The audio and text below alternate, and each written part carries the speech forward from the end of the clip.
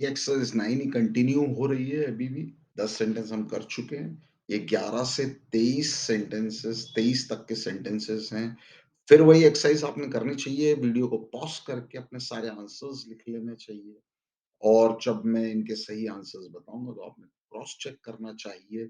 और जैसा कि मैंने आपको कहा कि ये जो हेल्पिंग वर्ब्स हैं, जो हमें इसमें सप्लाई करने हैं फिल इन द ब्लैंक्स में, is, am, are, has, have, was, were और डू और does.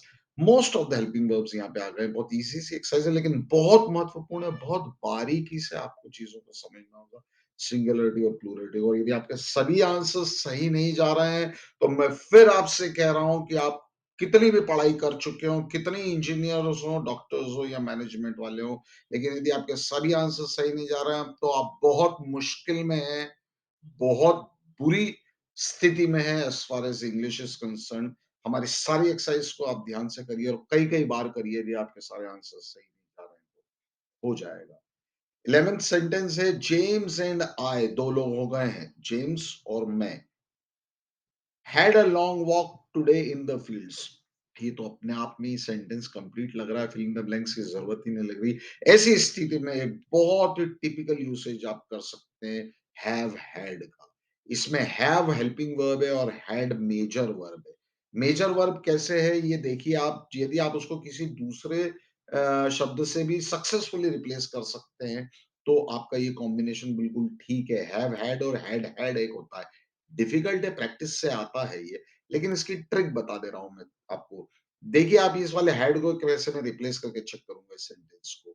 James and I have taken a long walk today in the fields. सही बैठ रहा है। तो मेजर वर्ब टेकन भी हो सकता है या फिर हैड भी हो सकता है। तो James and I have had a long walk today in the fields. यदि ये सेंटेंस आपका सही गया आंसर, आपने हैव लगा लिया है हैड के आगे, तो मैं आपको कांग्रेचुलेट करता हूँ, बधाई देता हूँ। आपकी काफ़ी अच्छे लेवल पे इंग्लिश चल रही है। 12th सेंटेंस है the sum and substance of all he says. All he says totality में एक ही चीज आ रही है। द सम एंड सब्सटेंस दिखने में 2 दिख रहे हैं लेकिन वो डिटेलिंग है of whatever he says. The sum and substance of all he says has no effect. Plural होता तो हैव आता, हैज नो इफेक्ट।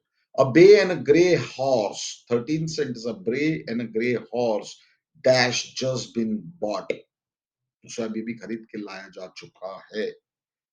अब बे बे क्या होता है? बे एक प्रकार का कलर होता है। आपने देखा होगा वो जब घोड़े को खूब शाइन करके चमकाया जाता है, ब्राउनिश और ब्लैक एक कॉम्बिनेशन सा उसका कलर दिखता है, चमकता सा घोड़ा दिखता है, वो कलर बे होता है। और उसका ग्रे के साथ कॉम्बिनेशन ऐसा एक घोड़ा है, जिसके कलर ये हैं बे एंड ग्रे। बे एक कलर है। बे ऑफ बंगाल, खाड़ी को भी बे बोला जाता है, लेकिन बे कलर भी होता है जो कि घोड़े से ही संबंधित होता है। वो जो घोड़ों के ऊपर वो चमकदार ब्राउनिश ब्लैकिश शाइन आता है उसको बे कलर बोलते हैं। A bay and a grey horse singular है, has just been bought. Singular लगेगा हेल्पिंग वर्ब हैज। और the cat and the dog 2 चीजें हो गई। Long been good friends. The cat and the dog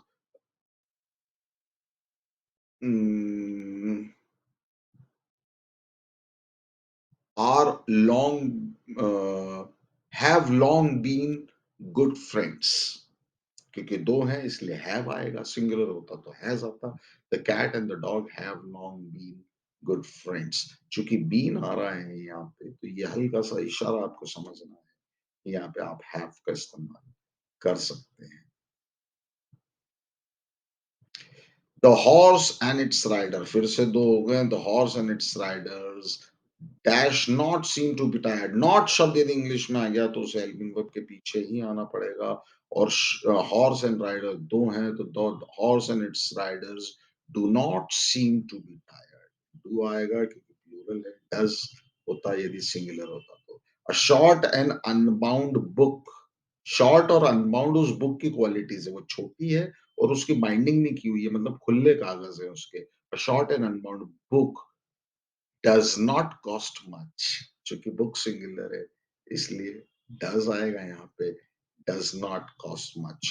a bunch of roses, bunch singular है दोस्तों, bunches plural होता है और ए भी लगा हुआ अ का मतलब एक होता है। अ बंच ऑफ रोजेस चूंकि सिंगुलर है ये, तो डज आएगा यहाँ पे।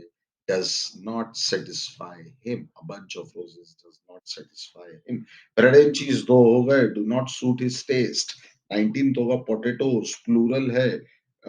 डू आएगा यहाँ पे, do not grow well in heavy soil, क्योंकि प्लूरल के साथ हमेशा डू आता है, जैसे कि we do not, they do not.